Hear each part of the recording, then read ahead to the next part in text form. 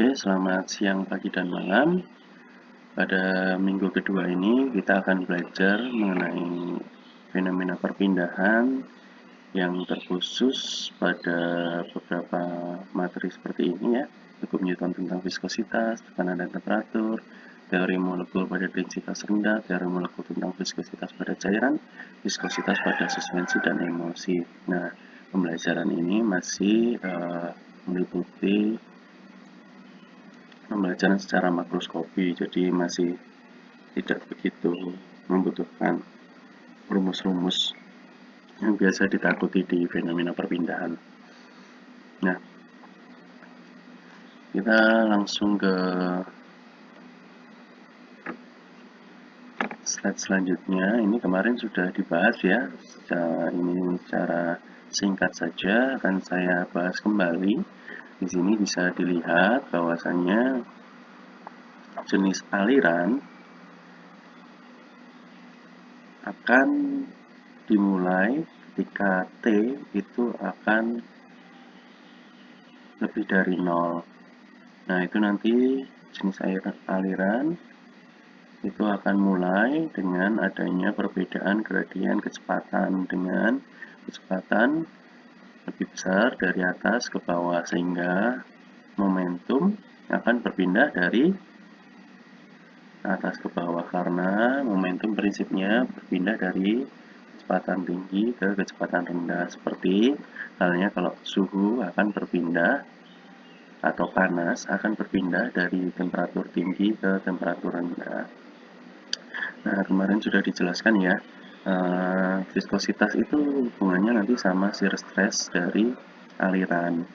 Jadi, berapa viskositas dari aliran tersebut itu akan mempengaruhi gaya yang bekerja pada pipa ataupun jenis-jenis aliran yang lain, seperti pada misal kanal ataupun di heat exchanger dan lain-lain. Nah, ini harus dihitung juga ini shear stress-nya yang nanti berpengaruh juga terhadap kinerja dari alat-alat yang digunakan. Nah, kemarin juga dibahas juga di sini ada yang dinamakan kinematic viscosity. Nah, kinematic viscosity ini biasanya digunakan untuk viskositas dengan nilai kurang dari 5000 MPa, atau dengan kata lain, kinematic viscosity ini biasa digunakan untuk Newtonian fluid.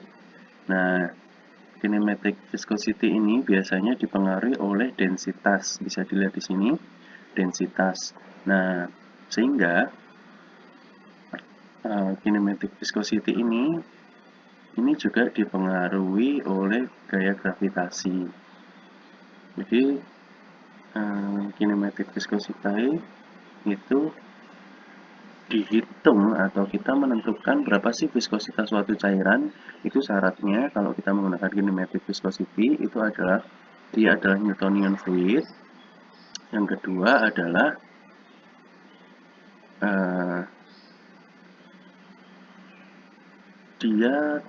sistem tersebut tidak ada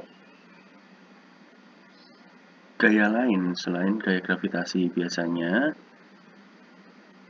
dalam penghitungan itu nanti menggunakan pipa kapiler. Oswald itu nanti bisa untuk mengukur kinematic viscosity karena pada prinsipnya pipa kapiler Oswald itu untuk menghitung viskositas berdasarkan gaya gravitasinya. Nah, ada satu lagi yang dinamakan dynamic viscosity. Jadi, kalau dibayangkan dynamic viscosity berarti viskositas dinamis. Dinamis itu mungkin berubah ya. Jadi perlu ditekankan sekali lagi, dynamic viscosity itu adalah viskositas dinamis yang mungkin berubah karena adanya gaya yang bekerja di dalam sistem tersebut. Nah, biasanya dynamic viscosity ini akan sangat berpengaruh nilainya akan sangat fluktuatif ketika yang bekerja itu merupakan fluida non-Newtonian ya. Jadi ketika fluidanya non-Newtonian, dynamic viscosity itu harus dihitung dan biasanya menggunakan sistem sentrifugal atau pengukuran viskositas dengan alat yang lebih canggih karena harus ada external force berupa, kalau di sentrifugal dia berupa sentrifugal seperti itu. Tetapi ini dua-duanya harus mengerti juga prinsipnya. Jadi ketika nanti kita akan merancang pabrik, itu harus benar-benar tahu apa sih yang digunakan. Nah, paling gampang caranya adalah kita lihat cairannya itu kental atau enggak. Kalau kental, berarti kita menggunakan non-Newtonian fluid dengan dynamic viscosity, karena sistemnya nanti akan sangat berpengaruh ya, karena perbedaan yang sangat signifikan ketika berbeda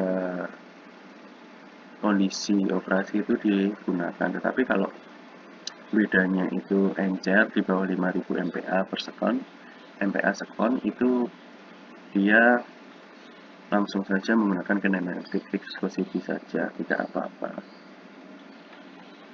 Nah, kemudian ini kemarin juga sudah dijelaskan bentuknya untuk membayangkan itu sebagai lapisan-lapisan agar mudah untuk membayangkan masing-masing pergerakan. Jadi layar pertama itu adalah yang berwarna abu-abu, ini adalah platnya, kemudian yang berwarna merah ini itu fluidanya. Jadi kita bayangkan fluida pertama mengalir, kemudian akan memberikan momentum, perpindahan momentum ke fluida kedua. Begitu pula dari fluida kedua ke fluida ketiga, karena kecepatan di fluida pertama ini lebih besar daripada fluida 2, dan fluida 2 ini kecepatannya lebih besar daripada fluida 3.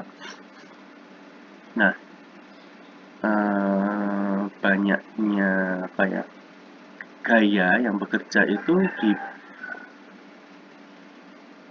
dilihat ini berdasarkan luasannya juga, luasan dari sistem yang bekerja. Dan karena perpindahan momentum dari plat 1 ke 2 ke 3, maka gaya perluas yang bekerja itu juga sebanding dengan penurunan kecepatan pada arah Y, seperti itu.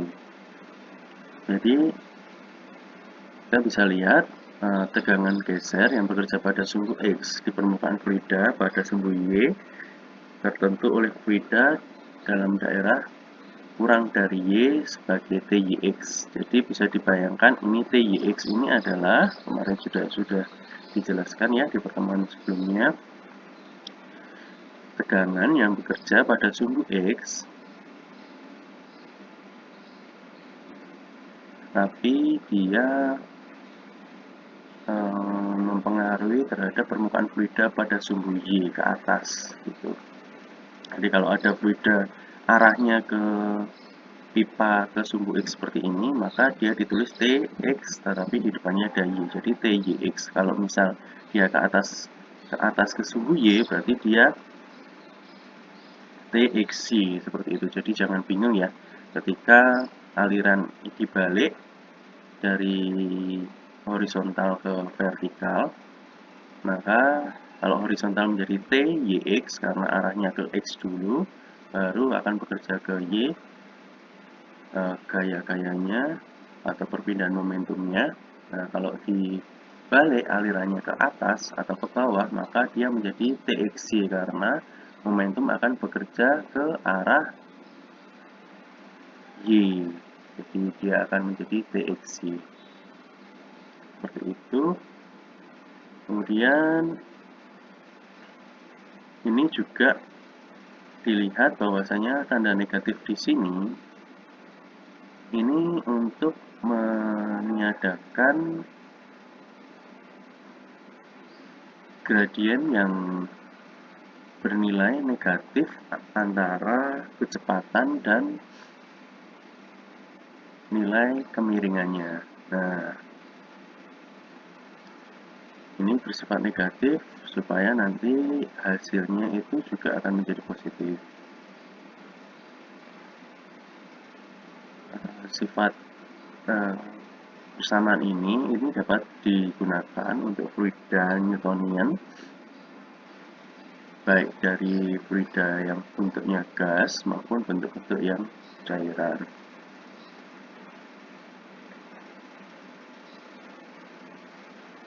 Nah, ini seperti bisa dijelaskan tadi, ini gayanya TYX karena dia berpindah ke atas ya, Y dulu makanya.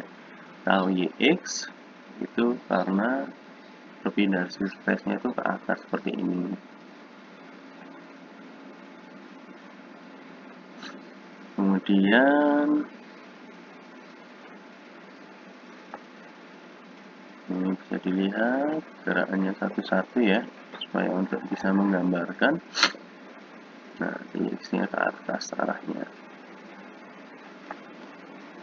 Nah, bisa dilihat perpindahan momentum terjadi pada fluida yang bergerak ataupun sistem yang mempunyai kecepatan. Momentum itu bisa dibayangkan sebagai massa yang bergerak.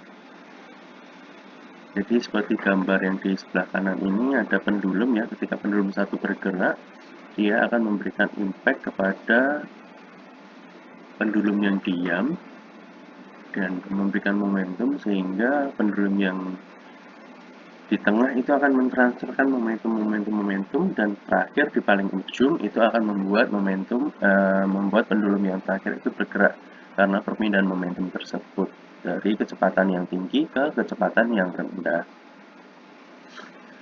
Nah, ini juga bisa dilihat ini contoh-contohnya ya.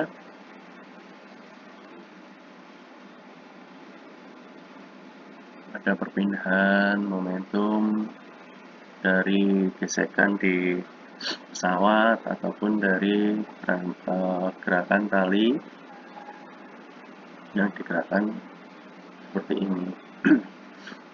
Kecepatannya dari, kalau yang pergerakan tali ya, ini kan diayunkan dari yang dekat tangan, maka dia akan berpindah menjulur atau menjalar ke tali menjauhi ke orang yang menggerakkan. Itu maka terjadi gerakan seperti gelombang seperti itu.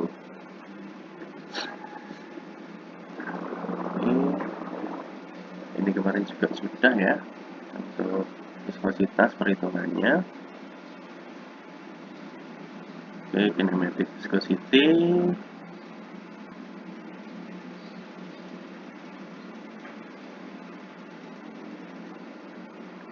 Bisa dilihat kalau dia Newtonian, itu water ini Newtonian, maka nilainya nggak akan jauh beda gitu. Jadi kalau kita asumsikan sama pun tidak masalah untuk fluida-fluida Newtonian. Jadi bisa dilihat seperti ini. Tapi kalau untuk udara, viskositas dan viskositas kinematiknya itu sangat berbeda. Ini harus menjadi perhatian juga untuk dicatat ya.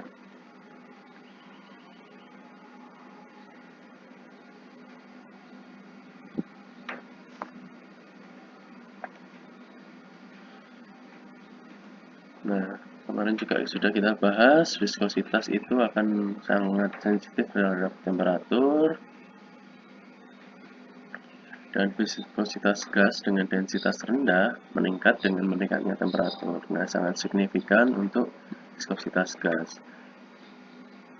Karena kemarin sudah dibahas juga ketika gas dalam suatu sistem tertutup itu sebelum dipanaskan, itu jarak antar molekulnya itu akan sangat jauh. Nah, ketika dia ditingkatkan tekanan temperaturnya, maka otomatis dia akan bergerak lebih cepat dan menyebabkan jarak antar partikelnya, molekulnya itu akan lebih sedikit, sehingga viskositasnya menjadi meningkat.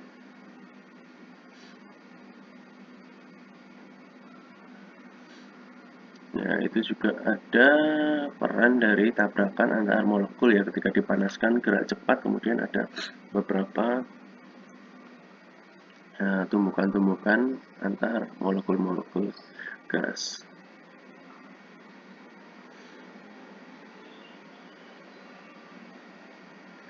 Ini untuk penjelasannya dari perbedaan antara viskositas gas dan cairan, karena karakteristiknya juga berbeda. Nah, ini Di sini juga bisa dilihat untuk viskositas beberapa material gas dan cairan, juga logam ya, bisa dilihat di beberapa literatur ketika nanti dalam proses perancangan nilai-nilai viskositas ini sangat penting sebagai propertis dalam perancangan ataupun desain-desain simulasi dalam proses perancangan.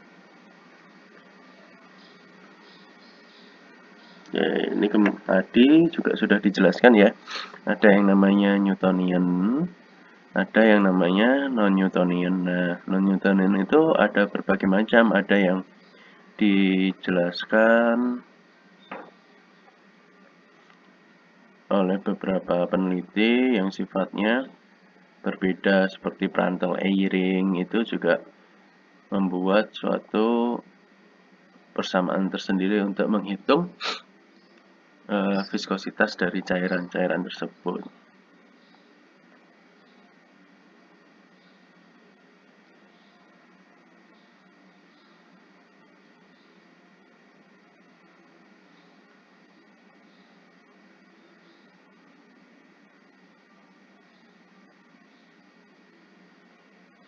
Dan ini bisa dilihat juga bahwasanya ketika Newtonian itu slope-nya, kemiringan dari Newtonian-nya ini akan sebanding ya antara minus dvx dy dan tau yx ini akan sebanding nilainya, hampir ini sama dengan 1.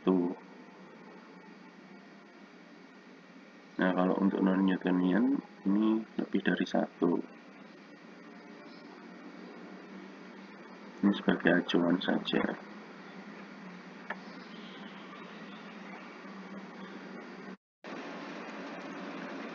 Nah, untuk aliran yang non-Newtonian itu biasanya dijelaskan di keilmuan reologi. Nah, biasanya ini bisa digunakan di beberapa pabrik-pabrik ya. Sifat-sifat dari aliran non-Newtonian ini bisa digunakan untuk pabrik molding plastik, kemudian juga molding kaca atau pencetakan botol-botol itu, kemudian fluida-fluida lain, contoh pencairan logam juga bisa digunakan dengan menerapkan keilmuan reologi tersebut. Nah, reologi itu apa sih? Reologi itu adalah keilmuan yang mencakup mekanika fluida Newtonian pada sisi ujung dan elastik Hookean pada ujung lainnya. Jadi bisa dianggap atau dibuatlah fluida tersebut bersifat Newtonian agar bisa mengalir. Nah, perilaku reologi ini dalam keadaan steady state itu dalam bentuk umumnya dapat digambarkan sebagai eta ya. Nah, eta ini nilainya akan menurun dengan meningkatnya laju geser. Disebut perilaku pseudoplastik.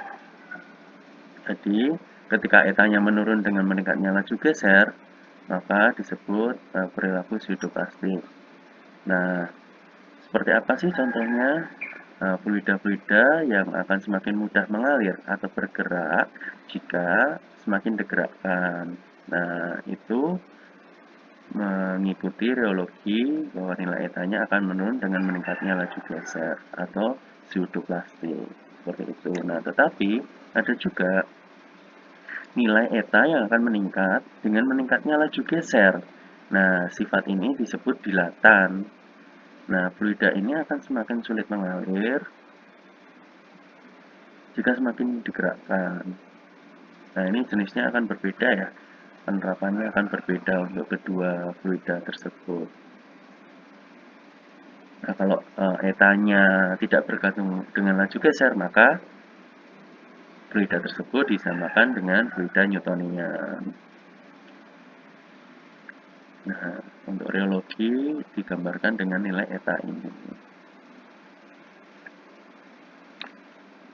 Kemudian ada model yang dikembangkan untuk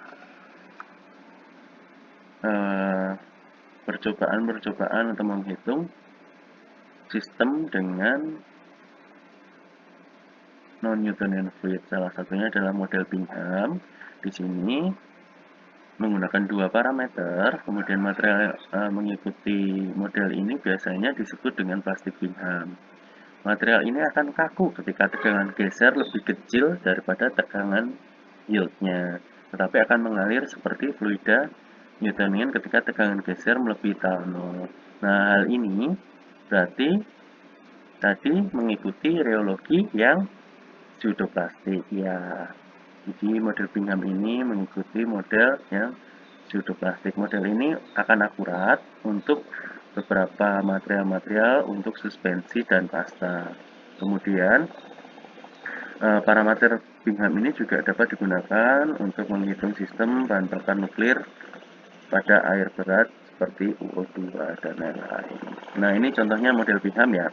Ini tau Yx sama dengan min mu 0 dVx per dy plus minus tau 0. Nah, ketika nilai tau 0-nya itu sama dengan 0, maka model Bingham ini sama dengan model Newtonian fluid. Nah, ini bisa dibayangkan jika tau Yx lebih besar dari tau 0,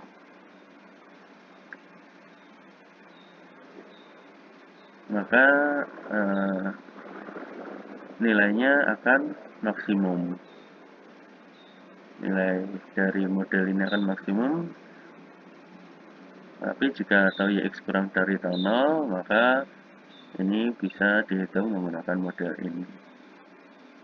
Ini salah satu contoh perhitungan saja. Jadi ketika nanti kalian akan bekerja dan mengetahui bahwa sistem di pabrik kalian itu menggunakan fluida-fluida yang viskos, nah itu dilihat secara reologi itu dia kalau digerakkan menggunakan sistem pseudoplastik apa dilatan, itu harus dilihat dulu dan menggunakan model mana yang digunakan seperti itu.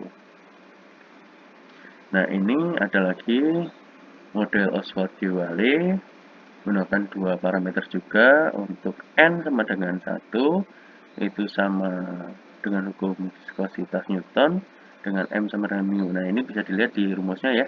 Ketika ini rumus Oswald-Diwale-nya, ketika N-nya sama dengan 1, ini maka dVx per dy pangkatnya 0. Ketika sesuatu dipangkatkan 0, maka nilainya akan menjadi 1. Nah, sehingga tinggal tau Yx sama dengan min M dVx per dy. Dan nilai M-nya ini itu akan sama dengan nilai mu. Itu akan sama dengan nilai hukum Newton untuk viskositas. Nah, untuk N kurang dari 1, maka akan bersifat seperti pseudoplastik, tetapi N lebih dari 1, maka dia akan bersifat dilatan. Nah, model Oswald-Diwale ini bisa diterapkan untuk material-material pseudoplastik maupun dilatan untuk non-Newtonian fluid. Nah, pendekatan M dan N untuk beberapa fluida ini dapat dilihat di literatur, seperti pada clay atau tanah liat, paper pulp, atau bubur kertas.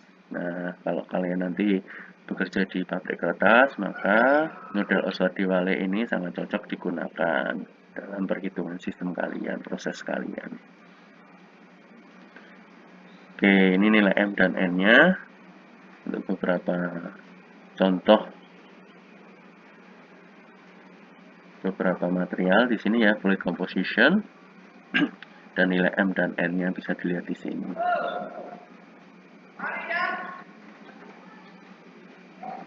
Kemudian ada juga model Eyring. Ini menggunakan dua parameter juga. Ini bisa dilihat nilainya A aksin H min per B dVx per dy. Model ini memprediksi perilaku pseudoplastik. Jadi secara reologi dia akan nilai etanya akan menurun dengan meningkatnya gerakan.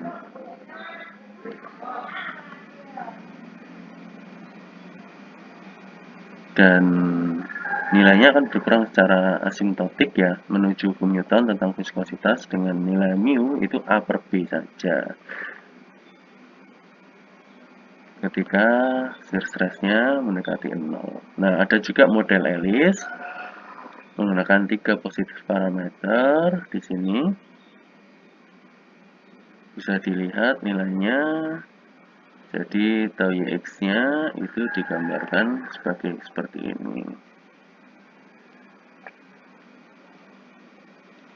Nah, contoh penggunaannya itu digunakan pada karboksimetil selulosa.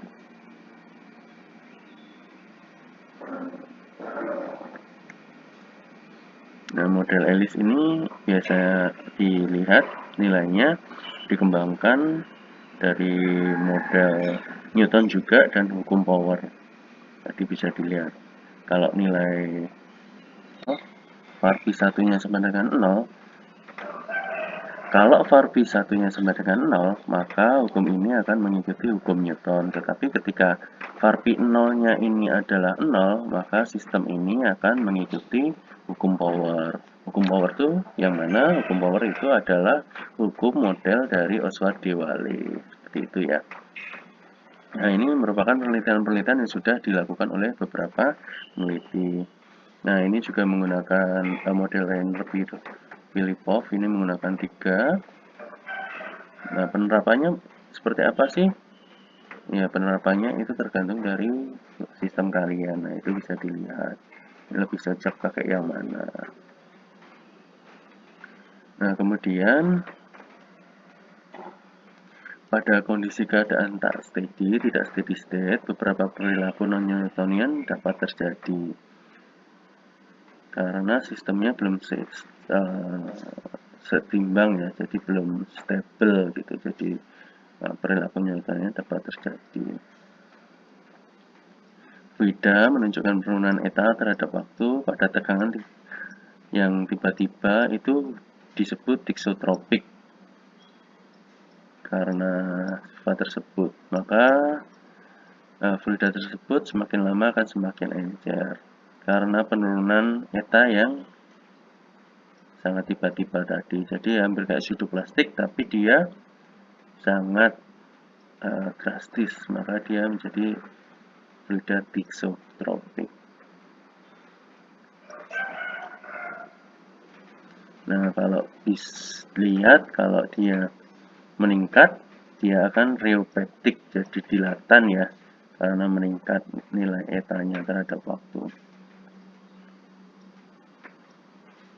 Nah, ada juga jenis fluida yang sebagian kembali ke bentuk asal ketika tegangan dilepaskan. Nah, itu disebut fluida viskoelastik, jadi bisa kembali lagi ke asalnya. Nah, untuk viskositas ini nantinya akan ditinjau lebih lanjut secara mikroskopi melalui 3 arah ya. Di sini bisa dilihat. Jadi kalau sistem aliran itu kalau di pipa itu kan kalau kita bayangkan ke X saja, padahal di situ ada ke sistem yang lain. Ibaratnya ke bagian R-nya seperti itu ya. Kalau ada dalam pipa, jadi bisa dibayangkan ketika alirannya X seperti ini ke arah sana, ke arah X, itu tau YX-nya itu bentuknya seperti ini. Tetapi ketika arahnya adalah ke arah Y, ke arah Y ke sana, maka tau YX-nya itu lapisannya seperti ini kotaknya. Nah, kalau ke arah Z, ke Z ke atas ini, maka shear stress-nya itu akan sebesar luasan ini ya, kotak ini. Seperti itu. Nah, ini komponen-komponen ini, shear stress, X komponen, Y komponen, Z komponen ini dapat dilihat di tabel berikut untuk penghitungannya. Nah, secara umum itu nanti akan dijabarkan di soal agar lebih mudah dalam perhitungan. Tapi secara umum itu digambarkan seperti ini ya. Tau IJ sama dengan min mu dVj per dxi plus dvi per dxj ditambah 2/3 mu min k dv x per dx plus dy per dy dvz per dz dari epsilon IC. Oke, ini untuk perhitungannya kalau di bidang pipa atau silinder itu bisa dilihat seperti ini. Nilainya, force-nya, arahnya kemana saja untuk dibayangkan. Ini adalah arah Z, maka shear stress-nya seperti ini ya. Kalau arah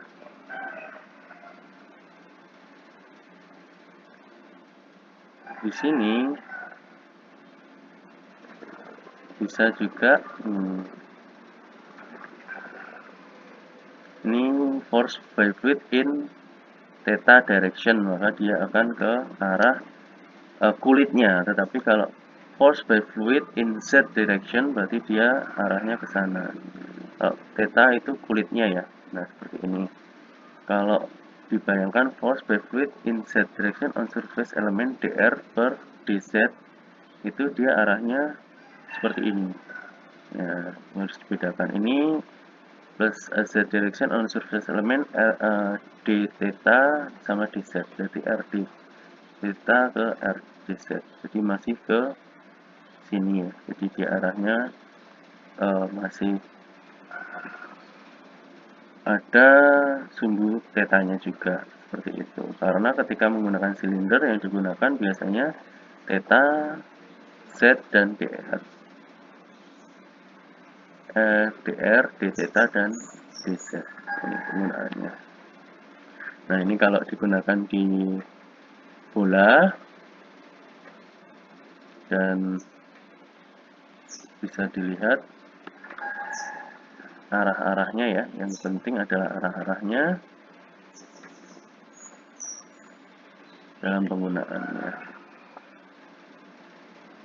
Itu nanti akan dibahas di belakang, jadi jangan khawatir, walaupun kelihatan ribet, nanti akan dipermudah di belakang.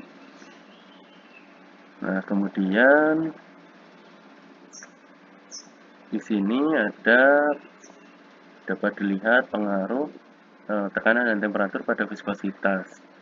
Bisa dilihat di sini ada nilai reduce viscosity dan ada reduce temperatur dengan berbagai macam nilai PR per PC dengan masing-masing liquid to region atau gas region, dense gas dan lain-lain.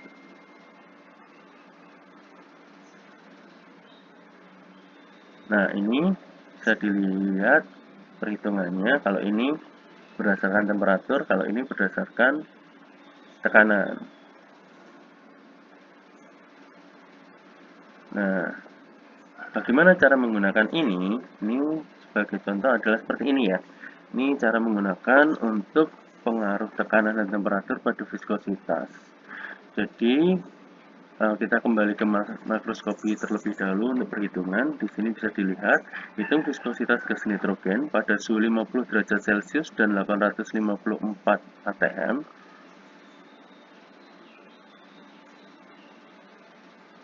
Dengan berat molekul nitrogen itu 28 gram per gram mol, nilai PC-nya adalah 33,5 atm, dan TC-nya 126,2 Kelvin. Nah, nilai PC atau temperatur kritikal dan temperatur kritikal ini dapat dilihat di literatur untuk masing-masing komponen. Nah, itu dari data ini itu kita akan hitung nilai UC-nya. Nah, nilai UC-nya itu dihitung terlebih dahulu menggunakan rumus ini. UC sama dengan 770 M pangkat setengah, kemudian PC pangkat 2 per 3, dan TC pangkat minus per 6. Atau bisa menggunakan UC 61,6, MTC pangkat setengah, VC min 2 per 3. Nah, ini tergantung properties yang kalian dapat yang mana. Nah, itu kalian gunakan untuk menghitung UC-nya. Nah, yang harus diperhatikan apa? Satuannya ya, satuannya harus diperhatikan. Mau menggunakan yang mana, itu satuannya diperhatikan juga. ATM, Kelvin, atau apapun. Nah, itu harus dilihat di literatur dulu, TC-nya itu dalam apa, PC-nya dalam apa. Karena kalau tidak sesuai, nanti hasilnya juga tidak sama. Kemudian ini dimasukkan 7,70, 2,8, pangkat setengah. Kemudian 33,5, pangkat 2 per 3. Kemudian 126,2, pangkat minus 1/6. Nah, ini nanti jadinya adalah 189 micropoise. Ini seharusnya 28,0 ya, bukan 2,8 ya, karena ini adalah M itu adalah berat molekul ya. 28,0, ini salah ketik ini. Coba nanti dihitung lagi apa bener nggak ini perhitungannya menjadi 18 micropoise yang bisa dihitung menjadi 189 kali 10 min 6 poise. Nah, kemudian kita menghitung nilai TR itu berdasarkan apa?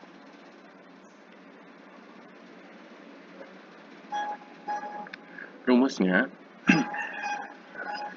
ini bisa dihitung ya, nilai TR ini bisa dihitung dari mana ya? Oh, ini PC adanya. Ini nggak ada ya. Ini dihitung TR ini adalah 273,2 ditambah 50. Ini adalah nilai kondisi proses yang dihitung. Jadi pada suhu 50 derajat ditambah 273,2 itu adalah konversi ke Kelvin dibagi 126,2 itu adalah TC. Jadi TR itu adalah T per TC itu menjadi 2,56. Kemudian PR itu adalah P per PC. Jadi nilainya adalah 854 dibagi 33,5 sehingga hasilnya 25,5. Nah, dari kedua nilai ini itu di plotting di grafik di sini bisa dilihat ya. Untuk nilai TR itu adalah 2,56. Kemudian untuk nilai PR itu 25,5. Ini TR-nya di sini 2,56, kemudian PR-nya 25,5. Ini 25,5 ya. Nah, ini sudah kita hasilkan nilai mu-nya itu adalah 2,39. Nah, nilai 2,39 ini kita kalikan dengan mu C. Mu C kali mu per mu C. Nah, ini jadi 1,89 kali 10 Fat min 6 tadi dikalikan dengan 2,39 hasilnya adalah mu-nya adalah 452 kali 10 Fat min 6 poise. Nah, mungkin sampai di situ dulu kuliah hari ini, semoga ilmunya dapat bermanfaat ya. Nanti kita lanjut di minggu depan untuk pembahasan yang lebih lanjut. Jadi ketika kita akan menghitung temperatur dan tekanan yang berubah, itu akan berpengaruh terhadap viskositas, itu dapat dihitung dengan nilai VCTC-nya, seperti itu. Nanti kalau ada pertanyaan langsung saja ditulis di kolom komentar. Sekian dari saya, kurang lebihnya mohon maaf. Semoga ilmunya dapat bermanfaat. Terima kasih.